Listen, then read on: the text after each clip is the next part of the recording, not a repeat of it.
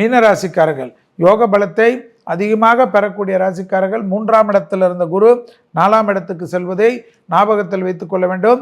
நவகிரகத்தில் இருக்கக்கூடிய சூரியன் வழிபாடு, சூரியனார் கோயிலுக்கு செல்வது, கும்பகோணம் ஆடுதுறையில் இருக்கக்கூடிய சூரியனார் கோயிலுக்கு சென்று அங்கு 1 கிலோ பசுனை 100 கிராம் விபூதி 100 கிராம் குங்குமத்தை கொடுத்து கோயில் முறைப்படி பூஜை பண்ணி அந்த விபூதி குங்குமத்தை எடுத்துன்னு வந்து இந்த குரு பயிற்சி முழுவதும் வைத்து கொண்டு வருவது விசேஷமான பலனையும் சந்தோஷத்தை தரும்.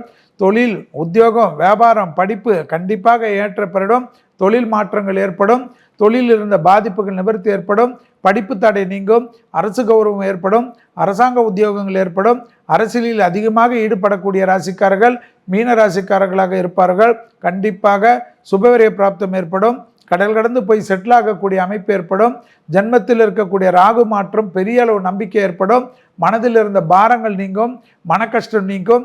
டிப்ரெஷன், சைக்காட்ரிக் ப்ராப்ளம் எல்லாம் படிப்படியாக தீர்வதும், நல்ல மருந்துகள் கிடைப்பதும், நல்ல மருத்துவர்கள் கிடைப்பதும் ஆச்சரியமான அமைப்பை ஏற்படுத்தி தரும். 1 நாள் 2 நாள் டே கேர் சர்ஜரி போன்ற விஷயத்தை முடித்துவிட்டு ஜம் என்று மாறக்கூடிய அமைப்பு ஏற்படும். முடி வழுக்கை, அந்த வழுக்கை, இந்த இது கலர் இல்லை, அது இல்லை இருந்ததெல்லாம் ட்ரீட்மெண்ட்டில் போயிட்டு ஜம்முன்னு கலர் ஆகிடுவீங்க. 60 வயசில் இருக்கக்கூடிய மீனராசிக்காரர்கள் கூட 35 வயசு 40 வயசு என்று உடற்பயிற்சி ஜிம் என்று உங்கள் தேக ஆரோக்கியமும் தேக பொலிவும் மாற்றிக்கொள்ளும். சுபகாரியத்தில் இருந்த பாதிப்புகள் சுபவிரய பிராப்தம் ஏற்படும்.